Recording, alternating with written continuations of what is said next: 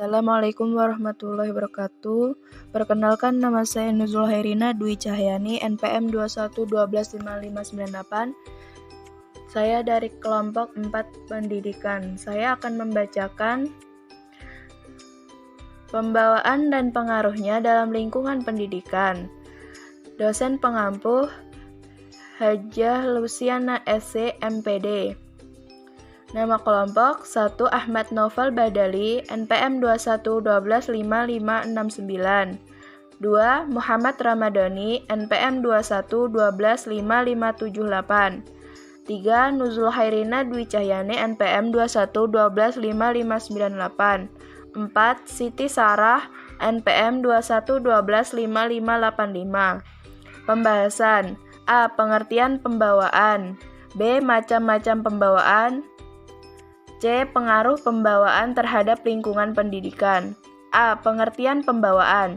Pembawaan yaitu seluruh kemungkinan atau kesanggupan atau potensial yang terdapat pada individu dalam sel benih dan yang selama perkembangannya dapat diwujudkan, direalisasikan. Untuk merealisasikan potensi-potensi itu memerlukan latihan-latihan, dan tiap potensi memiliki kematangan masing-masing.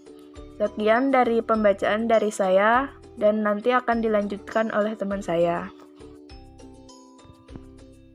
Assalamualaikum warahmatullahi wabarakatuh.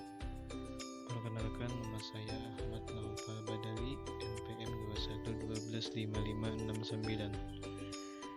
Baiklah, di sini saya akan melanjutkan ke pembahasan yang kedua, yaitu macam-macam pembawaan. Adapun pembawaan itu ada 4 diantaranya. Yang pertama, pembawaan jenis. Yang kedua, pembawaan ras. Yang ketiga, pembawaan jenis kelamin. Kemudian yang terakhir, pembawaan perseorangan. Ya, baiklah, kita akan masuk ke pembawaan yang pertama, yaitu pembawaan jenis. Pembawaan jenis sudah ketentuan kudrati. Jika seseorang manusia dilahirkan, tentunya akan mempunyai jenis yang sama, yaitu seorang manusia. Hal itu bisa ditelisik dari bentuk badannya, anggota-anggota tubuhnya, intelijensinya, ingatannya, dan lain sebagainya. Semua itu menunjukkan ciri yang khas dan berbeda dengan makhluk-makhluk lain selain manusia.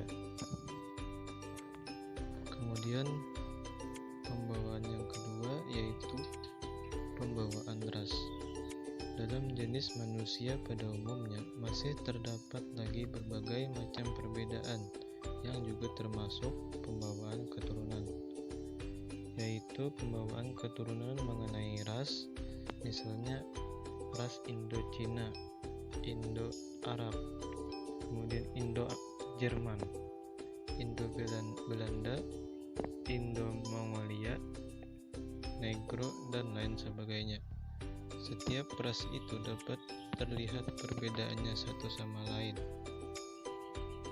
Saya Siti Syara, NPM 21125585. Di sini ingin melanjutkan materi dari teman saya, yaitu macam-macam pembawaan. 3. Pembawaan jenis kelamin. Setiap orang, anak manusia yang normal pada umumnya pasti membawa pembawaan jenis kelamin yang berbeda ketika dilahirkan. Pembawaan jenis kelamin itu dapat kita ketahui bersama, yaitu laki-laki atau perempuan. Pada 2 jenis kelamin itu terdapat pula perbedaan sikap dan sifatnya terhadap dunia luar. Akan tetapi, di dalam hal ini hendaknya kita berhati-hati dalam mencari perbedaan sifat antara 2 jenis kelamin itu. 4. Pembawaan perseorangan. Selain pembawaan-pembawaan tersebut di atas, tiap-tiap individu biasanya memiliki karakter-karakter unik tersendiri. Tiap-tiap individu meskipun bersamaan ras ataupun jenis kelaminnya masing-masing mempunyai pembawaan perseorangan yang berlainan, seperti watak, inteligensi, sifat-sifat dan sebagainya yang berbeda. Jadi setiap orang itu sendiri mempunyai pembawaan individual yang berlainan. C. Pengaruh pembawaan terhadap lingkungan pendidikan. Perkembangan manusia itu tergantung pada faktor bakat atau pembawaan dan faktor lingkungan, pengalaman atau pendidikan. Jika diidentifikasi teori tersebut, maka jelas bahwa unsur nativisme dan empirisme membangun kedua teori itu. Hal itu tercermin pada faktor bakat merupakan gagasan teori nativisme, sedangkan faktor lingkungan merupakan gagasan empirisme. Terima kasih. Baiklah, saya akan menyambungkan pembahasan berikutnya, yaitu kesimpulan. Pembawaan yaitu seluruh kemungkinan-kemungkinan atau kesanggupan atau potensial yang terdapat pada individu dalam sel benih dan yang selama perkembangannya dapat diwujudkan atau direalisasikan. Untuk merealisasikan potensi-potensi itu memerlukan latihan-latihan dan tiap potensi memiliki kematangan masing-masing. Macam-macam pembawaan. 1. Pembawaan jenis. 2. Pembawaan ras. 3. Pembawaan jenis kelamin. 4. Pembawaan perseorangan. Kemudian kesimpulan yang berikutnya, perkembangan manusia itu bergantung pada faktor bakat atau pembawaan dan faktor lingkungan, pengalaman atau pendidikan. Jika diidentifikasi teori tersebut, maka jelas bahwa unsur nativisme dan empirisme membangun kedua teori itu. Menurut Zahara, konvergensi berasal dari bahasa Inggris dari kata konvergensi, artinya pertemuan pada satu titik.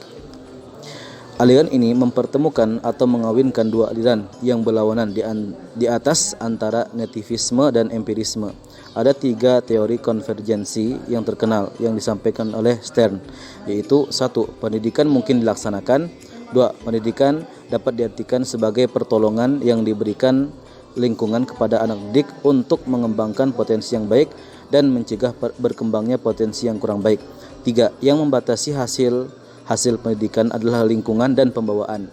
Pandangan konvergensi ini tentu saja memberi arah yang jelas mengenai pentingnya pendidikan. Baiklah, demikian pemaparan dari kami. Terima kasih. Mohon maaf salah dan khilafnya. Silahkan bagi yang ingin bertanya, kami persilahkan. Wassalamualaikum warahmatullahi wabarakatuh.